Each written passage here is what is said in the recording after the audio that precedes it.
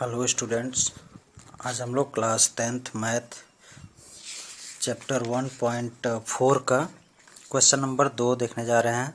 इसमें कहा है कि प्रश्न 1 में दी गई परिमेय संख्या है उसके दशमलव प्रसारों को लिखिए जो शांत है।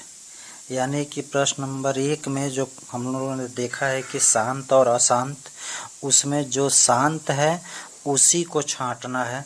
तो हम लोग निकाल चुके हैं 13/3125, 17/8, 15/1600, इसके बाद से था 23/2 का पावर 2, 5 का पावर 2, फिर 6/15, 35/50। ये हम लोगों ने निकाला है कि जो शांत है। यानी कि यहाँ पे हम लिख सकते हैं कि शांत दशमलव प्रसार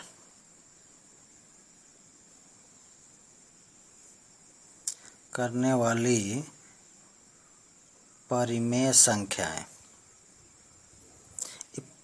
प्रश्न नंबर 1 में इसको सॉल्व कर लिया गया है, पता कर लिया गया है कि कौन शांत है और कौन अशांत है। तो शांत वाले को हमने यहाँ लिख दिया। अब इसको दशमलव में कन्वर्ट करना है।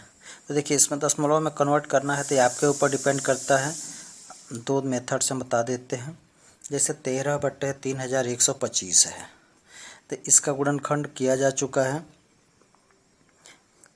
इसका हम लोग गुणनखंड किए थे तो आया था 5×5×5×5। चलिए इसका गुणनखंड कर देते हैं। 31/25 का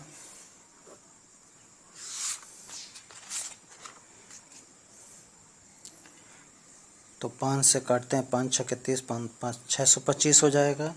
फिर 5 से काटेंगे 125, फिर 5 से काटते हैं तो 25, 5 5 25, 2 2 4 1 5, 5 आ रहा है। अब इसके बाद से अब चाहे तो इसको ऐसे भी सॉल्व कर सकते हैं। 13 ये 5 बार 5 आया है तो एक 5 यहाँ लिख के इसको 1/5, देखिए 2 को 5 हम लिख चुके। और फिर 1/5 × 1/5 × 1/5, 1 2 3 4 5 बार लिख चुके हैं। अब इसके बाद जैसे 13 था 13/5 कर दीजिए। फिर यहाँ इंटू 1 1 कर सकते हैं तो 1/5 1/5 1/5 1/5 कर दिए। अब इसके बाद से 13 में 5 से भाग दे दीजिए। तो यहाँ 5 दूनी 10, अब 5 6 31, 2.6 आएगा। एक में 5 से भाग देंगे 0.2, फिर ये भी 0.2 आएगा। फिर इसमें भाग देंगे तो 0.2, इसमें भाग देंगे 0.2। अब इसका गुणा कर लीजिएगा। तो देखिए 2 दूनी 4, दूनी 8, दूनी 16। अब दशमलव के इधर गुणा में हम दशमलव के इधर के अंक गिन के लगाते हैं। 1 2 3 4, 4 अंक है तो इधर से 1 2 3 4। अब इसमें 2.6 का गुणा कर लीजिएगा। तो जब इसका गुणा करेंगे तो आएगा 0.00416।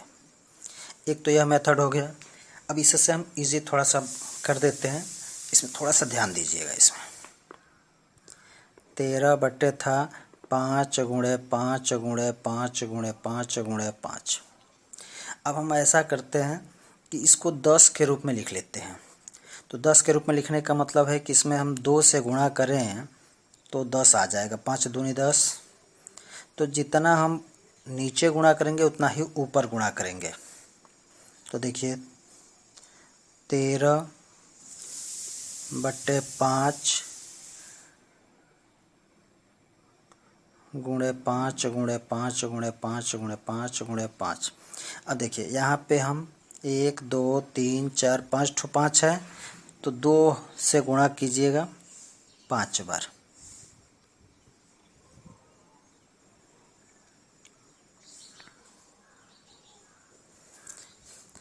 ताकि भाग देने में आसानी हो जाएगी। देखिए 1 2 3 4 5 बार 5 आया है तो वही हम 2 से गुणा कर दिए 5 बार। अब देखिए यहाँ 2 दूनी 4 दूनी 8 दूनी 16 दूनी 32, 32 में 13 का गुणा कर लीजिए।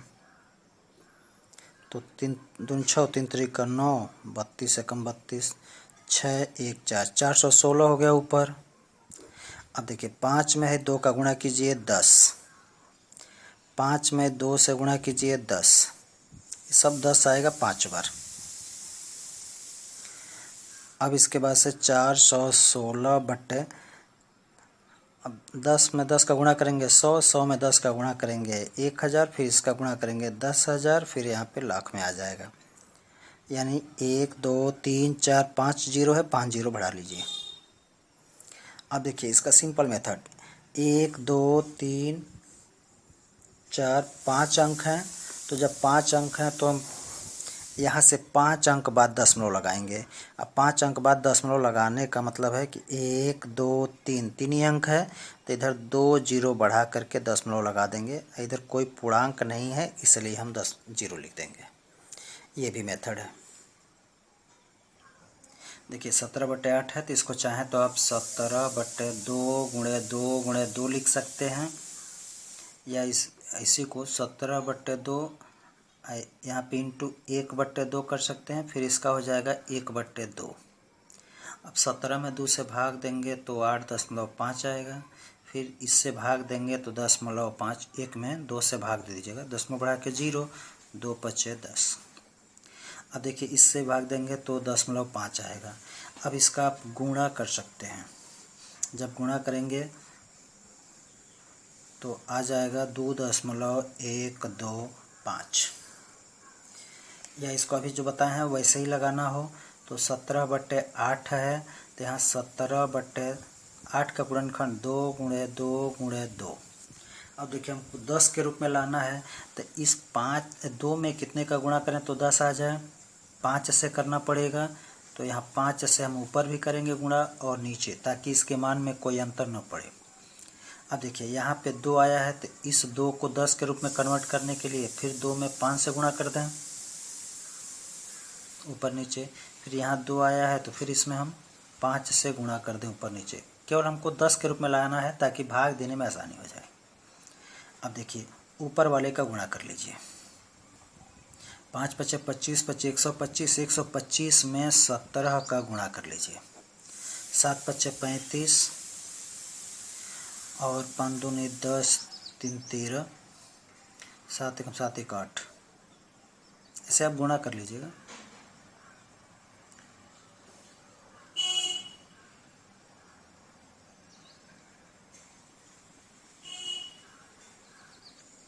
देखिए यहाँ मिस्टेक हो, 7 पचे 35 और 7 दूनी 14, 3 17 होगा, और 7 एकम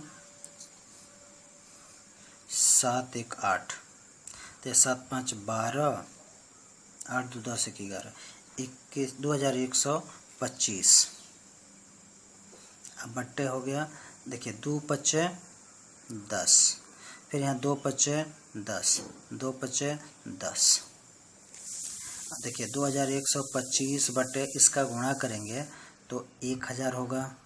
और देखिए अगर हर में कोई संख्या 10 है, 100 है, 1000 है, 10,000 है, लाख है, तो इससे भाग देना आसान हो जाता है।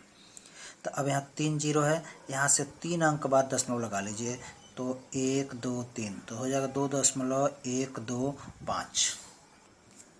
चलिए देखिए 23/2 पर 3 घात, 5 पर 2 घात है, तो इसको हम 23/2 पर 3 घात है तो 2 गुणे 2 गुणे 2 लिख सकते हैं। 5 पर 2 घात है तो 5 का 2 बार गुणा कर लेंगे।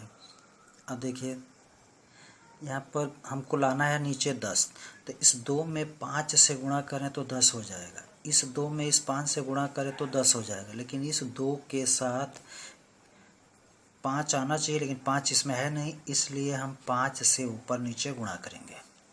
यानी जितना 2 रहेगा उतना ही 5 होना चाहिए, दोनों की संख्या सेम कर लेना है। तो अब इसका इसमें गुणा कर लीजिएगा, तो हो जाएगा 5 तिहाई 15, अब 5 दूनी 10, 1 11। अब देखिए 2 पच्चे 10, फिर 2 पच्चे 10, 2 पच्चे 10। अब ये हो गया 115/1000, अब 3 जीरो है, यहाँ से 3 अंक बाद दशमलव लगा दीजिए, तो 0.115।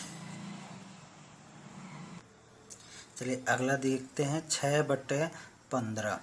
तो यहाँ 6/15 को 3 गुणे 5 लिख सकते हैं, तो हालांकि इसको काट दीजिए, 3 दूनी 6, आ गया 2/5। तो हमको हर में लाना है 10, तो हर में क्या दिया है 5, तो 10 लाने के लिए 5 में कितने से गुणा कर दें, 2 से, तो जितना हम ऊपर गुणा करेंगे उतना ही नीचे करेंगे, तो 2 दूनी 4 बट्टे 5 दूनी 10 हो गया। अब भाग देंगे तो आएगा 0.4, 1 जीरो है, 1 अंक बाद दशमलव लगा देंगे। चलिए क्वेश्चन नंबर 3 देखते हैं कि कुछ वास्तविक संख्याओं के दशमलव प्रसार नीचे दर्शाए गए हैं। प्रत्येक स्थिति के लिए निर्धारित कीजिए कि यह संख्या परिमेय है या नहीं, मतलब हमको देखना है कि यह परिमेय संख्या है कि नहीं है। फिर करें, यदि यह p/q के रूप में है, यानी परिमेय संख्या होगा तो p/q के रूप में होगा। तो q के अभाज्य गुणनखंड के बारे में आप क्या कह सकते हैं, यानी कि इसका जो हर होगा इसका अभाज्य गुणनखंड करके बताना है।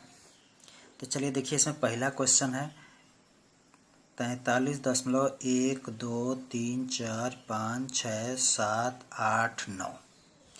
अब इसके बाद से इसको दशमलव को हम p/q के रूप में कन्वर्ट करते हैं, तो यहाँ हमको दशमलव हटाना पड़ेगा। तो दशमलव हटाने के लिए हम इसको डायरेक्ट कर देते हैं। अच्छा चलिए 6789 बट्टे यहाँ 1 कर लीजिए, गुणे 1/1। अब देखिए दशमलव के इधर कितने अंक हैं इसको गिन लीजिए, 1 2 3 4 5 6 7 8 9 अंक है। आप 9 जीरो बढ़ा दीजिए, 9, नीचे भी 9 जीरो। देखिए दशमलव हटाने के लिए दशमलव के इधर जितना अंक होगा उतना ही जीरो बढ़ा देते हैं। तो देखिए ऊपर वाला दशमलव हट जाएगा, आ जाएगा इतना, बट्टे नीचे हो गया 1 के बाद से 9 जीरो 9। अब इसके बाद से देखिए यह p/q के रूप में हो गया, और जब p/q के रूप में हो गया तो यह परिमेय संख्या है। हाँ चलिए देखिए, तो इतना है, तो यह p/q के रूप में है, p/q के रूप में है, अतः यह क्या होगा, परिमेय संख्या है। अतः यह परिमेय संख्या है, परिमेय संख्या है। फिर कहा है कि इसमें हर के बारे में आप क्या कह सकते हैं, तो इसका जो हर है इसको हम लिख सकते हैं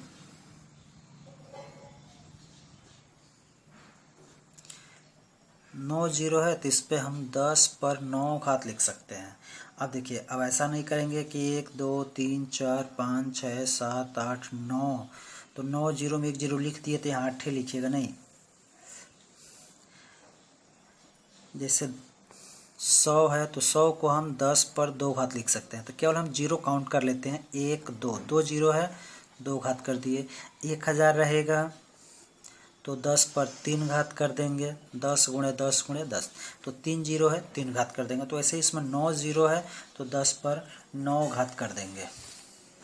अब इसके बाद से यहाँ p/q के रूप में है, तो q = कितना हो गया, 10 पर 9 घात। अब हम 10 को चाहें तो 2 गुणे 5 लिख सकते हैं, का घात 9। अब इसको घात अलग अलग कर लेते हैं, तो 2 पर 9 घात और गुणे 5 पर 9 घात।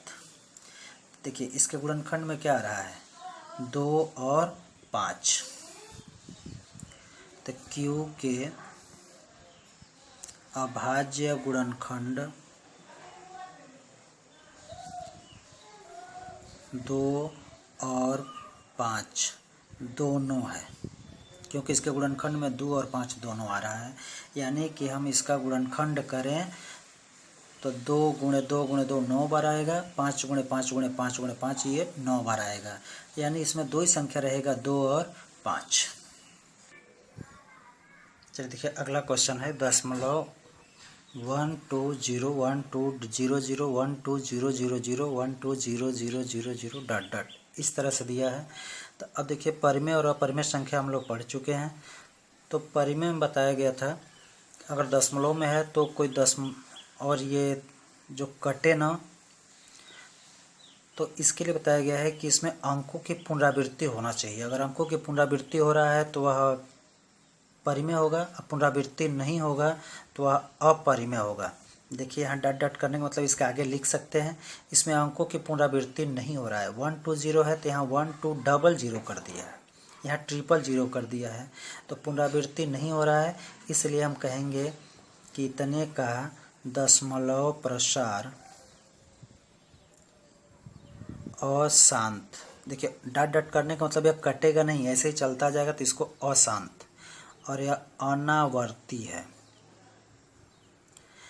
अनावर्ती का मतलब कि इसकी पुनरावृत्ति नहीं हो रहा है। अगर इसकी पुनरावृत्ति होता है, जैसे मान लीजिए 0.120 0.120 120 120 120 ऐसे आता जाता, तो इसको हम आवर्ती कहते। लेकिन यहाँ पे दूसरा अंक आ रहा है, जैसे मान लीजिए 120 आ गया, 1200 आ गया, 12,000 आ गया, इसका मतलब कि यह पुनरावृत्ति नहीं हो रहा है, इसीलिए इसको कहते हैं अनावर्ती। जो अनावर्ती होगा इसको हम P/Q के रूप में नहीं लिख सकते हैं, अतः P/Q के रूप में नहीं है। जब P/Q के रूप में नहीं लिख सकते हैं तो यह परिमेय संख्या नहीं होगा, अतः यह परिमेय संख्या नहीं है। देखिए अगला क्वेश्चन है कि 43.123456789, इसके ऊपर यह बार है। तो बार का मतलब होता है कि इसको बार बार लिखा गया है, यानी इसकी पुनरावृत्ति बार बार होगा। यानी हम इसको लिख सकते हैं 43.123456789, फिर वही लिखना है 123456789 डॉट डॉट। यानी कि इसमें 1 2 3 4 5 6 7 8 9 1 2 3 4 5 6 7 8 9 1 2 3 4 5 6 7 8 9 इसको बार बार लिखना है। तो देखिए ये डॉट डॉट का मतलब कि यह कटेगा नहीं, तो कटेगा नहीं, लेकिन यहाँ पुनरावृत्ति हो रहा है। 1 2 3 4 5 6 7 8 9 का पुनरावृत्ति बार बार हो रहा है, इसलिए इसको कहेंगे आवर्ती। और उसके बाद से ये जब बार बार हो रहा है तो इसको हम P/Q के रूप में लिख सकते हैं, तो लिख देंगे। देखिए यहाँ लिख सकते हैं कि यह दशमलव प्रसार, यहाँ देखिए अशांत आवर्ती है, कटेगा नहीं, तो ये अशांत हो गया। और यह पुनरावृत्ति हो रहा है, इसलिए इसको कहेंगे आवर्ती है, इसलिए इसको हम P/Q के रूप में लिख सकते हैं। जब P/Q के रूप में लिख लेंगे तो यह परिमेय संख्या होगा, अतः यह परिमेय संख्या है। फिर इसमें पूछा है कि इसमें Q के बारे में आप क्या कह सकते हैं। तो जब इसको हम भिन्न में कन्वर्ट करेंगे तो इसका जो गुणनखंड आएगा, इसमें 2 और 5 के अतिरिक्त और भी संख्याएं आएंगी, तो हम लिख सकते हैं कि Q के अभाज्य गुणनखंड 2 और 5 के अतिरिक्त अन्य संख्याएं भी हैं, अन्य संख्याएं संभव हैं। इस तरह से यह चैप्टर समाप्त।